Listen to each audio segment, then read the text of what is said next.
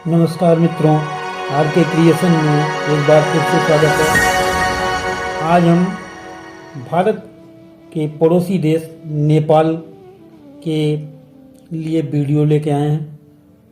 आशा है कि आपको पसंद आएगा। माउंट एवरेस्ट अपने बर्फीले परिदृश्यों, प्राचीन परंपराओं और जीवन संस्कृति के लिए प्रसिद्ध है। नेपाल के प्रमुख घूमने लायक 10 जगहों की जानकारी लेकर हम आपके बीच साझा कर रहे हैं। आशा है कि जरूर पसंद आएगा।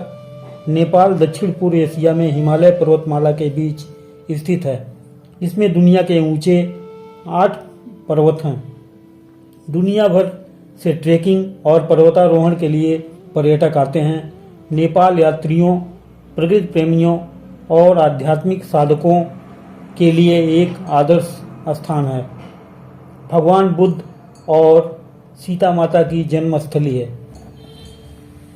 1 नंबर काठमांडू, नेपाल की राजधानी। देश में घूमने लायक सबसे अच्छे शहरों में से एक है।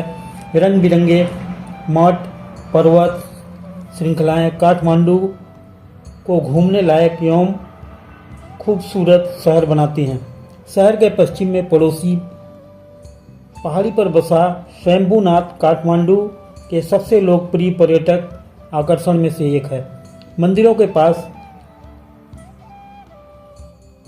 शरारती बंदरों के कारण इसे बंदर मंदिर भी कहा जाता है। यह बौद्ध धर्म के सबसे पवित्र स्थलों में एक है। यूनेस्को विश्व धरोहर स्थल काठमांडू दरबार स्क्वायर काठमांडू के अच्छे ऐतिहासिक स्थलों में से एक है। नेपाल की पारंपरिक वास्तुकला और समृद्धि इतिहास का प्रतीक नेपाल के शाही राजाओं की जीवन शैलियों को दर्शाता है। बौद्ध स्तूप काठमांडू में एक और यूनेस्को विश्व धरोहर स्थल है। बौद्ध धर्म में एक महत्वपूर्ण स्थान स्तूप का प्रत्येक आकार 5 तत्व अग्नि, जल, वायु, पृथ्वी और अंतरिक्ष को दर्शाता है। सफ़ेद गुंबद वाला यह 36 मीटर ऊंचा स्तूप काठमांडू के क्षितिज पर छा जाता है और शांति चाहने वालों लोगों के लिए यहाँ सुकून भरा वातावरण प्रदान करता है। भगवान शिव को समर्पित पशुपतिनाथ मंदिर एक और तीर्थ स्थल है जो काठमांडू में घूमने लायक जगहों में से एक है। यह भगवती नदी के किनारे स्थित है। हजारों भक्तों को आकर्षित करता है। समय है 4 बजे से लेकर 12 बजे तक और शाम 5 बजे से 9 बजे तक। त्रिभुवन हवाई अड्डे से 20 मिनट की ड्राइव कर पहुंच सकते हैं। गोरखपुर और पटना से बसें भी चलती हैं। 2 नंबर लुम्बिनी, नेपाल में घूमने लायक जगहों में एक है। भगवान बुद्ध की जन्मस्थली बौद्ध तीर्थयात्रियों के लिए प्रसिद्ध है। बौद्ध तीर्थयात्रियों के लिए प्रमुख गंतव्य स्थल है। लुम्बिनी के प्रमुख आकर्षणों में माया देवी मंदिर, लुम्बिनी संग्रहालय, निगलोहवा, सागर हवा, रामग्राम स्तूप, बोधि वृक्ष, पुष्करिणी, कपिल वस्तु और अरोरा कोट शामिल हैं। भगवान बुद्ध की एक विशाल मुस्कुराती हुई मूर्ति के साथ शांति पैगोडा पर्यटकों के लिए एक प्रमुख स्मारक है। विश्व शांति पैगोडा जापानी बौद्धों द्वारा 21वीं शताब्दी का स्मारक है जिसे जापान का शांति स्तूप नाम दिया गया। लुम्बिनी के मंदिरों की विशेषता बुद्ध की बड़ी अखंड छवियों के साथ मध्ययुगीन वास्तुकला है। अशोक स्तंभ एक 3री शताब्दी का पत्थर स्तंभ है जिसे सम्राट अशोक ने तब बनवाया था जब वे नेपाल आए थे और कलिंग युद्ध के बाद उन्होंने बौद्ध धर्म स्वीकार कर लिया था। माया देवी मंदिर बुद्ध के जन्म के पारंपरिक स्थल को दर्शाता है और हजारों भक्तों को आकर्षित करता है। मंदिर के दक्षिण में पवित्र कुंड है जिसके बारे में माना जाता है कि वह स्थान जहां माया देवी ने बच्चे को जन्म देने से पहले स्नान किया था। मंदिर 6 बजे से शाम 6 बजे तक है। गोरखपुर से लुम्बिनी ट्रेन सेवा या काठमांडू से भैरहवा तक हवाई जहाज से जा सकते हैं। लुम्बिनी से टैक्सी या बस द्वारा भी जा सकते हैं। 3 नंबर नागरकोट। यह नेपाल में सबसे लोकप्रिय पर्यटन स्थल है, जो कि काठमांडू घाटी के उत्तरी किनारे पर 7200 फीट की ऊंचाई पर स्थित है। यह शांत देवदार के जंगलों और आकर्षक गांवों से घिरा हुआ है। यह माउंट एवरेस्ट सहित हिमालय के सूर्योदय के दृश्यों के लिए जाना जाता है। लंबी पैदल यात्रा, rock climbing, bird watching, mountain biking और पैराग्लाइडिंग। यह स्थान आपको नेपाल के हिमालय की चोटियों गणेश मानसलू, लंगताक, दोरजे लक्पा और गौरी शंकर का नज़ारा देता है। हिमालय पर जादुई सूर्योदय का आनंद लेने के लिए नागरकोट का व्यू टावर देखने लायक है। नागरकोट काठमांडू से 30 किलोमीटर और भक्तपुर से 14 किलोमीटर है। काठमांडू से नागरकोट के लिए केवल सड़क मार्ग है। 4 नंबर चितवन राष्ट्रीय उद्यान। यह स्थान यूनेस्को द्वारा संरक्षित विश्व धरोहर है। किसी भी वन्य जीव प्रेमी के लिए नेपाल में चितवन उद्यान अवश्य देखने लायक है। चितवन पार्क वन्य जीव सफारी, पक्षी देखने और बाघ ट्रैकिंग के लिए प्रसिद्ध है। यह उद्यान 932 वर्ग किलोमीटर में फैला हुआ है। सदाबहार प्राकृतिक वनों के विशाल क्षेत्र में विदेशी वनस्पति और जीव पाए जाते हैं। चितवन में एक सींग वाले गैंडे, रॉयल बंगाल टाइगर, सुस्त भालू, जंगली सुअर, दलदली मगरमच्छ और धारी तेंदुए का घर है। नारायणी और राप्ती नदी पर डोंगी की सवारी चितवन राष्ट्रीय उद्यान को देखने का आरामदायक तरीका है। समय 6 बजे सुबह से 5:30 बजे शाम तक है। प्रवेश शुल्क प्रति व्यक्ति 1000 नेपाली रुपये। 10 वर्ष से कम उम्र के बच्चों के लिए प्रवेश शुल्क निःशुल्क है। चितवन का प्रमुख शहर भरतपुर है। काठमांडू से 95 मील और पोखरा से 80 मील दूर है। 5 नंबर पोखरा। घूमने के लिए पोखरा नेपाल के प्रमुख जगहों में से एक है। नेपाल की इस साहसिक राजधानी की प्रमुख आकर्षण झीलें, पवित्र गुफाएं, प्राकृतिक झरने, प्राचीन पर्वत दृश्य और साहसिक बंदरगाह हैं। फेवा झील, माचपुच्छे पर्वत, अन्नपूर्णा और धौलागिरी पर्वतमाला के सुंदर प्रतिबिंब के लिए प्रसिद्ध है। कोई भी डूंगा नामक रंगीन नाव किराए पर ले सकता है और आरामदायक सवारी के लिए झील के माध्यम से यात्रा कर सकता है। झील में एक द्वीप पर स्थित ताल बराही मंदिर शहर के केंद्र चिपलेनढुंगा से 4 किलोमीटर है। पोखरा के किनारे सारंगकोट हिल, पोखरा घाटी और आश्चर्यजनक और मनोरम दृश्य प्रस्तुत करता है। अनादू हिल की चोटी पर ऊंचा खड़ा विश्व शांति पैगोडा या पोखरा शांति स्तूप हिमालय पर्वतमाला के मनोरम दृश्य प्रस्तुत करता है। स्तूप तक पहुंचने के लिए 500 सीढ़ियां चढ़नी होती हैं। पोखरा में पैराग्लाइडिंग सबसे मनोरंजक खेल है। 6 नंबर भक्तपुर। यह एक प्राचीन शहर काठमांडू से 15 किलोमीटर दूर काठमांडू घाटी में स्थित है। इसे एक ओपन संग्रहालय के रूप में वर्णित किया गया है। यह 6.9 वर्ग किलोमीटर क्षेत्र में फैला है। यह अपने मंदिरों, ऐतिहासिक कलाकृतियों, नेवारी कला, पारंपरिक लकड़ी की नक्काशी, मिट्टी के बर्तनों, बुनाई, मूर्तियों और वास्तु कला के कारण नेपाल में अति प्रसिद्ध है। चौक के अंदर 55 खिड़कियां वाला रॉयल पैलेस आकर्षण का केंद्र है। साथ ही चौक के भीतर कई मंदिर हैं।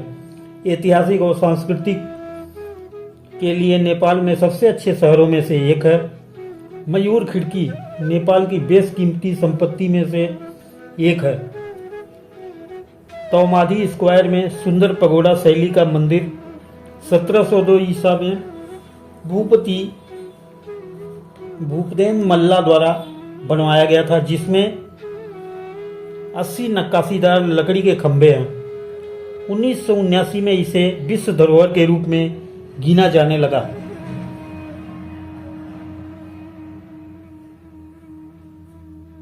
एक 130 से अधिक विरासत स्थलों के साथ भरतपुर को जीवित विरासत के शहर के रूप में जाना जाता है। 7 नंबर, जनकपुर। यह स्थान जनकपुर धाम के नाम से जाना जाता है। काठमांडू से 225 किलोमीटर दक्षिण पूर्व में स्थित है।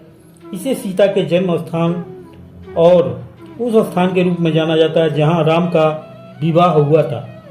यह शहर हिंदू तीर्थयात्रियों के लिए पूजनीय स्थलों में से एक है और मिथिला सभ्यता का केंद्र भी है।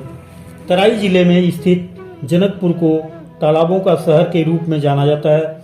इसमें 70 से अधिक पानी के तालाब हैं। यह क्षेत्र धार्मिक संस्कृतियों का संगम स्थल है। जानकी मंदिर नेपाल का सबसे बड़ा मंदिर परिसर है। सफेद संगमरमर का एक और स्तंभों से बने महल जैसा दिखता है, जिसमें 60 कमरे हैं। जटिल नक्काशीदार खिड़कियों, रंगीन कांच मूर्तियों और चित्रों से सजाया गया है। राम मंदिर जनकपुर एक और महत्वपूर्ण मंदिर है। इस क्षेत्र में सबसे पवित्र तालाबों गंगा सागर और धनुष सागर तालाबों को देखना न भूलें। राम मंडप भगवान राम व सीता का विवाह स्थल है। यह एक पारंपरिक नेपाली शैली की शिवालय छत्र वाली संरचना है जो पूरी तरह से संगमरमर से बनी हुई है। जनकपुर से लगभग 13 किलोमीटर उत्तर पूर्व में धनुष धाम है, जहां भगवान राम ने सीता से विवाह करने के लिए शिव धनुष को तोड़ा था। जनकपुर में एक हवाई अड्डा है, जहां से प्रतिदिन काठमांडू के लिए उड़ानें होती हैं। काठमांडू से 390 किलोमीटर जनकपुर की दूरी है। 10 घंटे की ड्राइव के द्वारा पहुंचा जा सकता है। 8 नंबर, मस्तंग। मस्तांग को नेपाल का छोटा तिब्बत भी कहा जाता है। 3480 किलोमीटर की ऊंचाई पर स्थित मस्तंग 2 भागों में विभाजित है। निचला मस्तंग अपने प्राकृतिक दृश्यों के लिए जाना जाता है, जबकि ऊपरी मस्तंग ट्रैकिंग और लंबी पैदल यात्रा, मठों, गुफाओं, स्थानीय जनजातियों के लिए जाना जाता है। मुक्तिनाथ मंदिर भगवान विष्णु को समर्पित दुनिया के सबसे लोकप्रिय और धार्मिक मंदिरों में से एक है। बर्फ के ठंडे पानी के 108 नल हैं। लोग अपनी मनोकामना की पूरी करने के लिए यहाँ पवित्र स्नान करते हैं। यह मंदिर ठोरोग ला पर्वत की दर्रें की तलहटी में 3710 मीटर की ऊंचाई पर स्थित है। काकबेनी छोटा सा गांव है जो सेबों की खेती के लिए और पुराने मठों के लिए जाना जाता है। रोमांच पसंद लोगों के लिए बोरंगला की यात्रा कर सकते हैं, जो कि 5614 मीटर की ऊंचाई पर दुनिया का सबसे ऊंचा पर्वत दर्रा है। यह अन्नपूर्णा सर्किट का सबसे ऊंचा बिंदु है। यहाँ पहुँचने के लिए काठमांडू से पोखरा फ्लाइट ले सकते हैं या पोखरा से टैक्सी या बस या बाइक किराए पर ले सकते हैं। 9 नंबर, माउंट एवरेस्ट। नेपाल में घूमने के लिए सबसे प्रसिद्ध एडवेंचर और ट्रैकिंग शौकीन लोगों के लिए एवरेस्ट बेस कैंप ट्रैक आपको 5600 मीटर की ऊंचाई पर माउंट एवरेस्ट की तलहटी तक ले जाता है। इसे एवरेस्ट के प्रवेश द्वार हैं। दुनिया के सबसे लोकप्रिय ट्रैक के रूप में जाना जाता है। यह ट्रैक लुकला हवाई अड्डे से शुरू होकर दूध कोसी नदी के किनारे नामचे बाजार तक जाता है, जो सबसे ऊंचे स्थान पर एक छोटा सा बाजार है। यह स्थान रोमांचकारी ट्रैक के साथ साथ आपको पहाड़ी मठों की यात्रा, पहाड़ी गांवों की प्रवास के दौरान शेरपा संस्कृति का अनुभव करने का मौका है।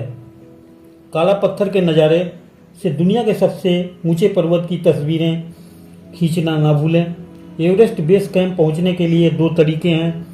काठमांडू से जीरी तक बस लें और 21 दिनों की ट्रैकिंग करें, जिसे वॉक इन के नाम से जाना जाता है, या काठमांडू से लुकला तक हवाई सफ़र करें।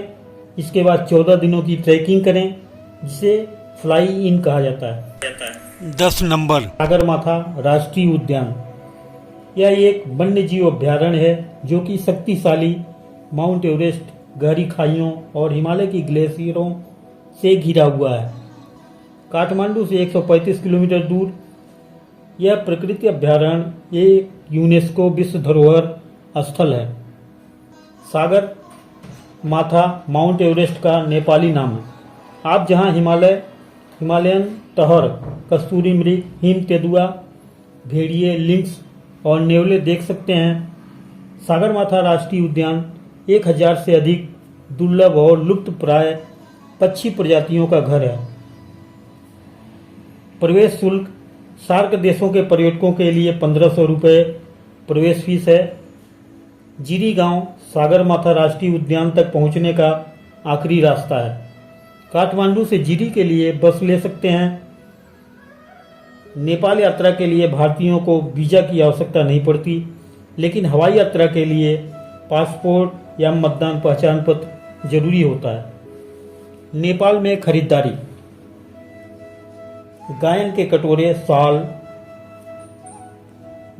मैंका पेंटिंग, नेपाली हस्तशिल्प, तिब्बती प्रार्थना झंडे, मसाले, हर्बल उत्पाद, चाय आदि।